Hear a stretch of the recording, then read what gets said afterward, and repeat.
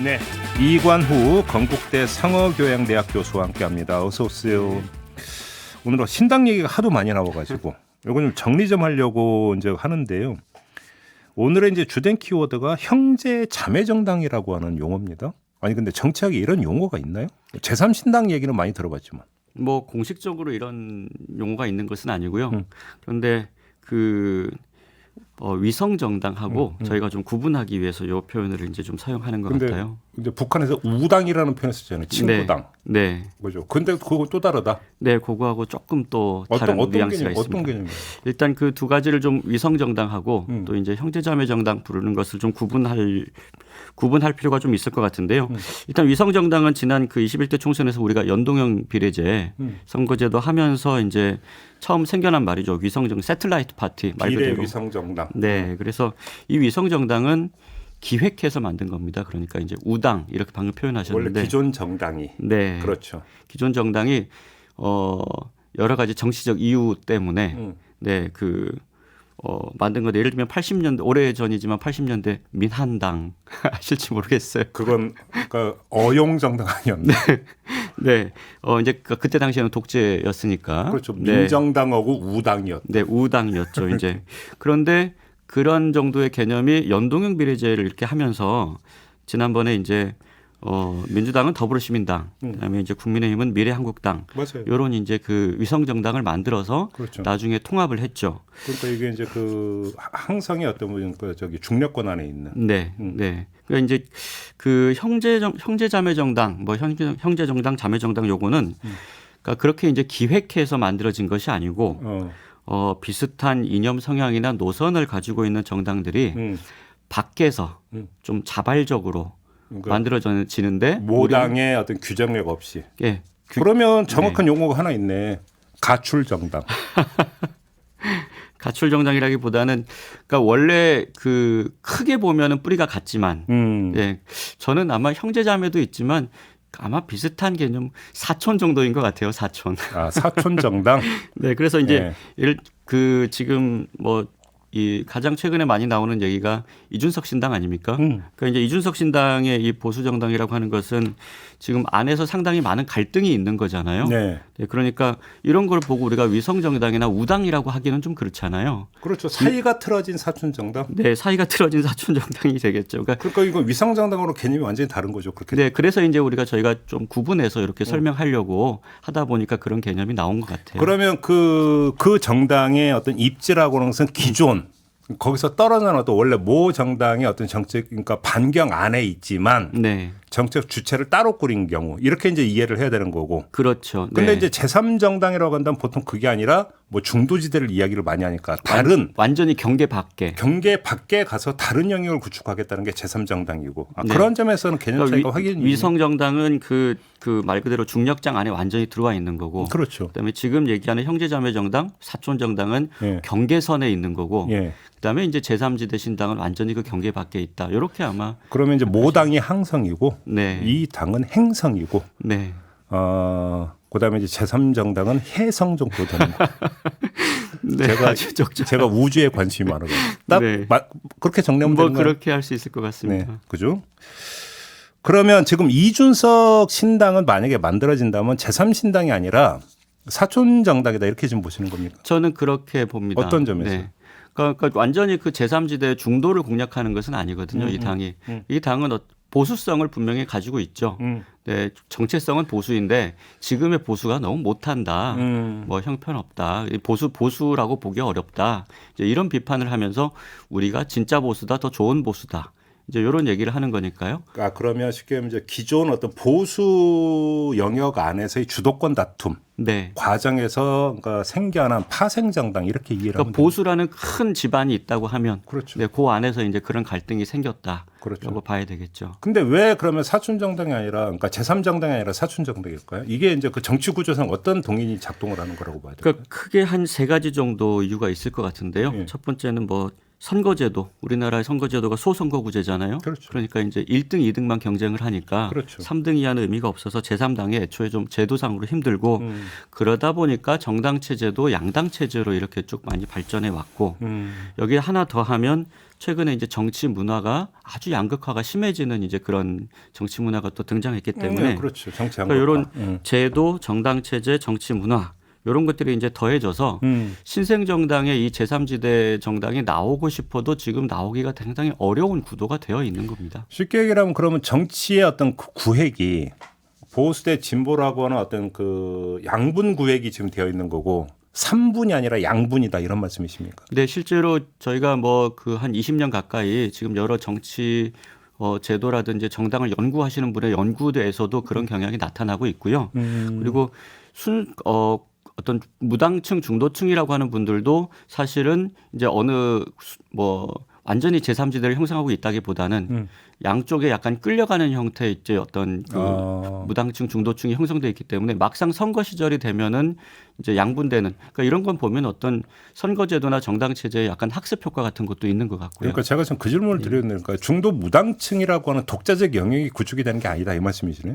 그 안에서 이제 여러 가지 이해관계에 따라서 예. 어느 한쪽을 지지할 가능성이 상당히 높다. 네, 우리 선거에서 그런 지금 경향성이 나타나고 있다. 이렇게 봐야 될 것 같습니다. 그러면 잠깐 여기서 쉼표를 찍고 2016년 총선 때 보면은 국민의당이 바람을 일으키지 않았습니까? 그러면 국민의당 같은 경우도 제3지대 신당이라기보다는 오히려 사촌정당에 가깝다고 볼 수 있겠네요. 그 당시에 저희 기억을 해보시면 그 국민의당이 호남을 제외하고는 전국에서 지역구에는 2석밖에 못했습니다. 그러니까요. 그러니까 안철수, 김성식 이렇게 서울에서 나머지는 지역에서는 그 득표를 못했고요. 그 당시에 이제 호남에서만 지역구에서 득표를 했고 그리고 이제 비례에서 이렇게 표를 좀 얻고 그랬는데 그때는 그러니까 그 결과적으로 본다면 그 진보 쪽에 가까운 그러니까요.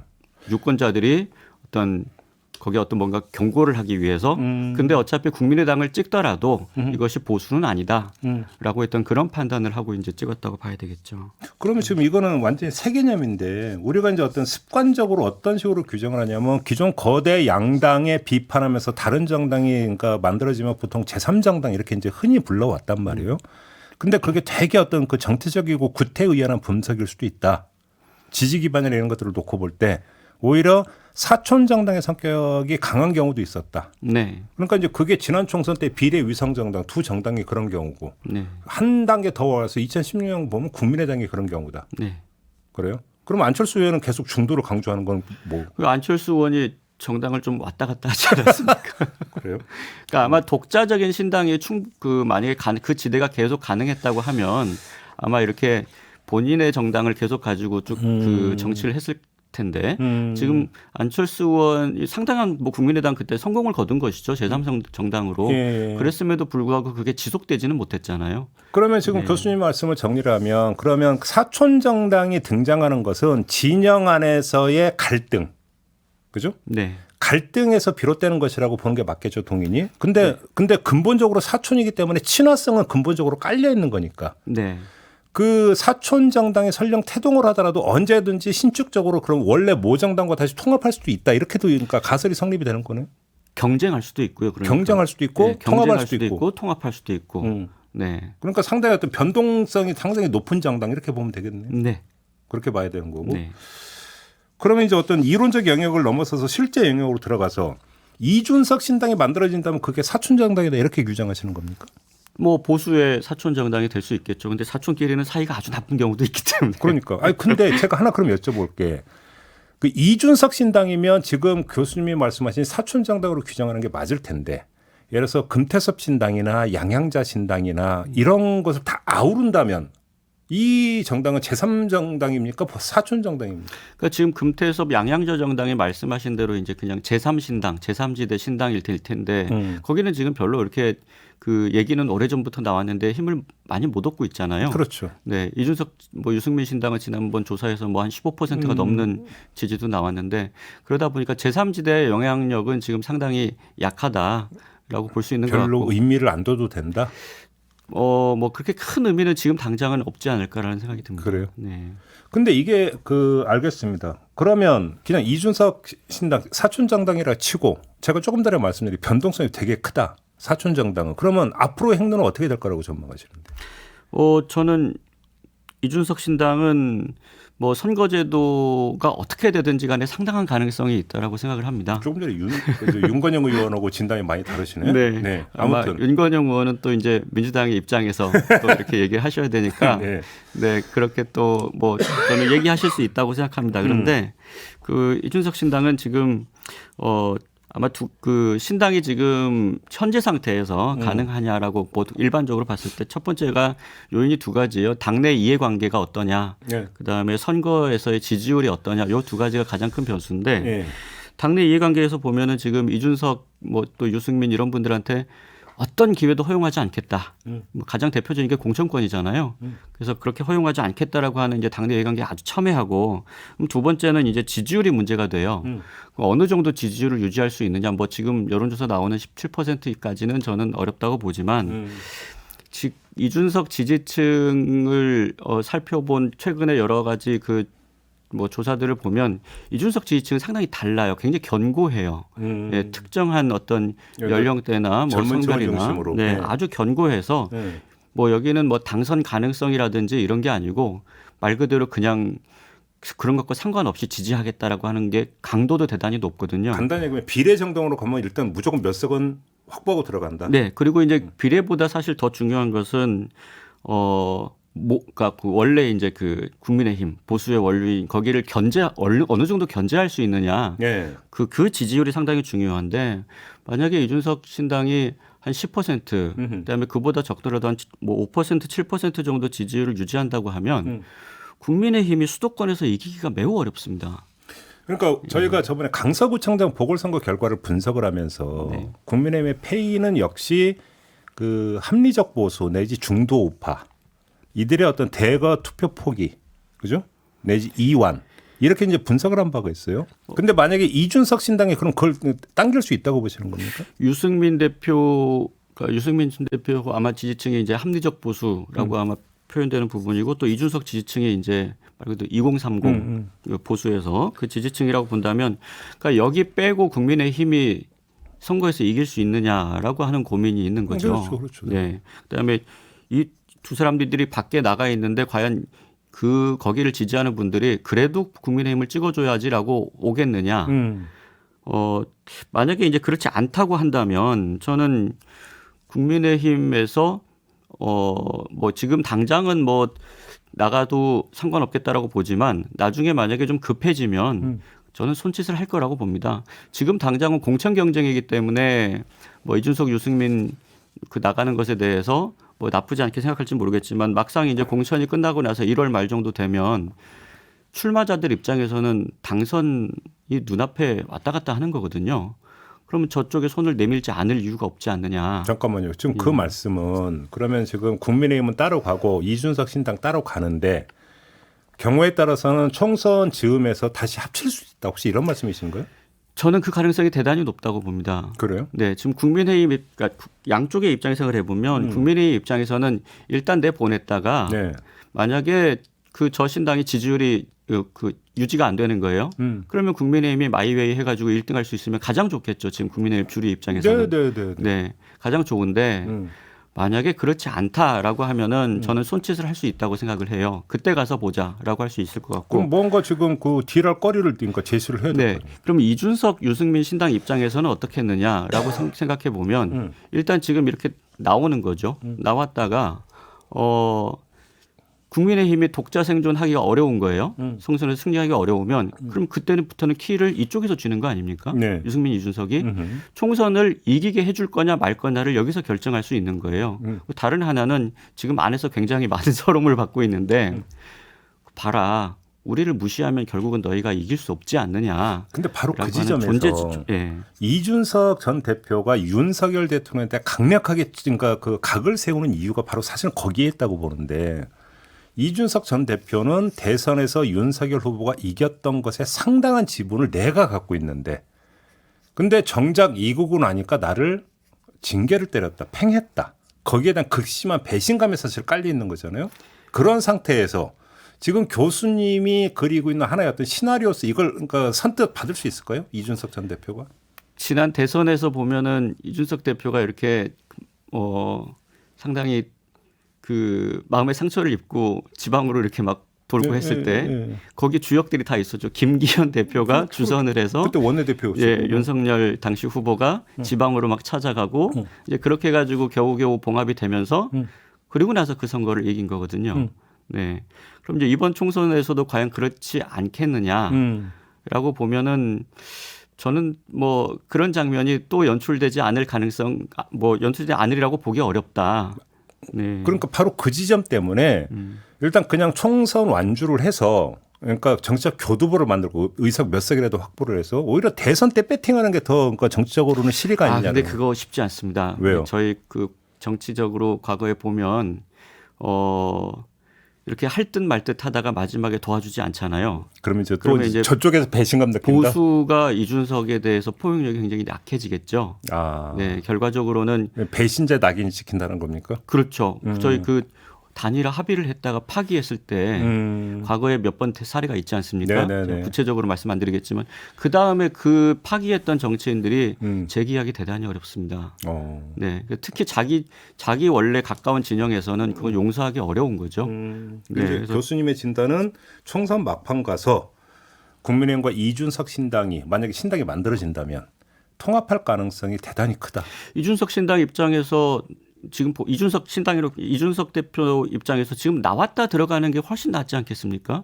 지금 가만히 있다가 지금 이렇게 공천권을 뭐 주세요 하면서 싸우는 것보다는 나왔다 들어가는 게 훨씬 나을 거고요. 국민의 입장에서도 한번 내쫓았다가 그 어느 정도 파괴력이 있는지를 보고 그때 가서 다시 합쳐도 나쁘지 않고 그다음에 그 가장 효과적인 것은 1월 말 2월 초에 그럼 그림이 보수 대통합이라고 해서 굉장히 극적인 어떤 상황이 만들어지겠죠. 그렇게 되면은 선거에서 상당히 유리하다고 볼 수 있지 않겠습니까? 그런데 1월, 2월이면 너무 촉박한 게 12월 27일 이런 얘기하고 있는데 만들자마자 통합인데요, 그러면? 신당을 저는 만들지는 않을 것이라고 봅니다. 그러니까 그래서 창준이 정도 띄웠다가 그 상황으로 계속 갈 거라고 저는 보고요. 네. 그리고 사실은 신당은 만들어지기 직전이 가장 지지율이 높습니다. 그러면 이번에 이준석 신당 말고 이른바 조국 신당이 있지 않습니까? 네. 그러면서 이제 호남 쪽에서 나오지 않겠느냐는 이야기가 있어요. 지금 사실은 이준석 신당 그림하고 거의 비슷하게 지금 이야기가 되고 있는데 네. 그러면 조국 신당도 사촌 정당입니까? 뭐 그렇다고 봐야 되겠죠. 조국 신당은 사촌 정당인데 뭐 결과적으로 보면 앞에 또 윤건영 의원도 조금 얘기하셨던데 그 이준석 신당은 지금 어느 정도 확보되어 있는 보수에서 안에서 주도권 싸움을 하다가 그런데 이제 그게 서로 갈등하면 결국은 둘 다 어려운 거고 통합을 해야 되는데 네. 통합의 계기를 만들기 위한 그런 갈등이라고 보면 조국 신당은 지금 뭐 서로 막 심각하게 갈등하는 것은 아니잖아요. 그런 어떤 세력들이. 그렇죠. 약간 네. 양상이 다르죠. 양상이 좀 다르죠. 그래서 아마 조국 신당은 뭐 그거는 윤건영은 얘기한 대로 이제 그 범민주당, 그다음 뭐 중도 진보의 어떤 외연 확장, 뭐 이제 이런 의미가 좀 있을 수 있겠죠. 그래요. 네. 그래서 그러면 그 모델은 총선 후에 열린민주당이 더불어민주당과 통합했던 그런 모델을 지금 혹시 그게 더 현실적이라고 보시는 겁니까? 근데 저는 뭐 합당하고 하는 것은 쉽지 않을 거라고 생각합니다. 총선 후에도? 네, 여러 가지 이유 때문에. 근데 뭐 또 굳이 합당할 이유가 별로 없지 않을까라는 생각도 좀 들고요. 네, 그러니까 여기는 그러니까 지금 이준석 뭐 그다음 윤석열 이런 주가처럼 막 심각하게 갈등하는 게 아니기 때문에 그렇죠. 여러 가지 뭐 합당 아니더라도 정책적으로 공조한다든지 또 특정 이슈에 있어서는 뭐 경쟁을 뭐 한다든지 가치를 쉽게 하면 이제 이준석 신당은 사이 나쁜 사촌 정당이고 조국 신당은 사이 좋은 사촌 정당이 이쯤 되는 겁니까? 뭐 사이가 뭐 좋다 안 좋다보다는 어쨌든 그럼 나쁠 이유는 별로 없다. 그러면 대면대면한 사촌 정당 모르겠습니다. 어쨌든 각자의 관심이 조금 더 다르게 있을 수 있고 또 그 서로의 어떤 지금 뭐 봤을 때는 서로 좋아할 만한 이유가 다른 유권자층도 있는 것 같고 아마 그런 형태가 아닐까 싶습니다. 네. 그러면 다른 유권자층이라고 하는데 조국 전 장관에 대한 지지층은 어떤 성격이라고 분석을 하시는 거예요? 지금 뭐 어쨌든 전 정부 인사잖아요. 문재인 정부의 그렇죠. 뭐 핵심적인 인사고 또 검찰 개혁과 관련해서도 네. 의미가 있고 그리고 아마 제가 생각하기에는 또 지금 민주당에 대해서 좀 실망하고 있는 네, 그런 또 잠재적인 민주당 지지층 네, 그런 지지층도 아마 좀 관심을 가질 수 있을 것 같고요. 네, 아마 그런 여러 가지 좀 뭐 어느 한 그룹은 아닐 것 같고 조금 민주당의 좀 지금 바깥쪽에 있는 네, 그런 지지층들이 좀 더 야성이 좀 더 강한. 뭐 그럴 수 있을 것 같고 또 뭐 저는 정책적인 측면에서도 예를 들면 균형 발전이라든지 네. 그런 노무현 문재인 정부의 가치를 조금 더 강하게 주장하는 네, 그런 정당이 될 수 있지 않을까. 그렇게 네. 보시는 거고. 근데 지금 이준석 신당과 조국 신당을 사촌 정당이라는 틀 속에서 지금 분석을 했는데 이게 지금 하나의 조건이 먼저 그 검토가 돼야 되는 게 선거제가 어떻게 되느냐. 그러니까 사실은 이준석 신당이든 조국 신당이든 지역구에 도전을 해서 그러니까 소기의 성과를 내기가 그렇게 막 간단하지 않다라고 하는 진단은 거의 비슷한 것 같아요. 그러면 결국은 비례정당의 길이라는 걸 전제로 하고 있는 건데 선거제 개편이 그렇게 안 돼버리면 지금 또 어떤 얘기가 나오냐면 병립형으로 돌아갈 거라는 얘기가 지금 나오고 있거든요. 그러면 입지가 어떻게 된다고 보십니까? 이준석 신당은 선거법과 상관없이 저는 가능성이 높다라고 생각을 그렇게 합니다. 보세요? 네, 왜냐하면 아까 말씀드렸다시피 이준석 신당은 독자 생존을 해야 되는 게 최고의 목적이 아니고 보수의 주류를 차지하고 보수의 일원으로서 당당하게 인정받는 것, 보수의 주도권을 행사하는 것, 이게 지금 목표거든요. 병립형에서 사실은 활용 가능성이 더 높을 수도 있죠. 오히려 이제 지역구에 나와버리면 국민의힘이 더 뜨거워지니까. 더 힘들죠. 국민의힘은. 그러니까 더 이제 그 아쉬운 건 국민의힘이 된다. 아쉬운 건 국민의힘이 되는 거. 이준석 신당을 인정하지 않고서 이준석의 존재를 인정하지 않고서는 이 선거를 이길 수가 없기 때문에 그래서 이준석 신당은 저는 어차피 독자 생존이 최종적인 목적이 아니라고 생각이 되는데 찍고 가는 거다. 네 그렇게 따지면 뭐 선거법 그렇게 큰 영향이 있을 거라고 생각하지 않습니다. 조국 신당은. 조국 신당은 조금 다르죠. 조국 신당 아까 말씀드린 대로 제가 여기는 뭐 통합이 목적인 정당은 아니기 때문에 네네네. 그래서 여기서는 선거법이 아마 병립형으로 돌아간다고 하면 조국 신당은 상당히 어렵지 않을까. 호남 지역에서도 어려울 거라고 보세요? 그러니까 호남에서 만약에 조국 신당에 대한 지지가 붙으려면 호남은 전략적 투표를 많이 하기 때문에 그러니까요. 그래서 호남에서는 어쨌든 연동형이 돼가지고 조국 신당이 비례정당으로서의 의석을 상당히 확보한 상태에서 네. 네, 의미 있는 의석을 확보한 상태에서 호남에서도 몇 석 이렇게 지역에서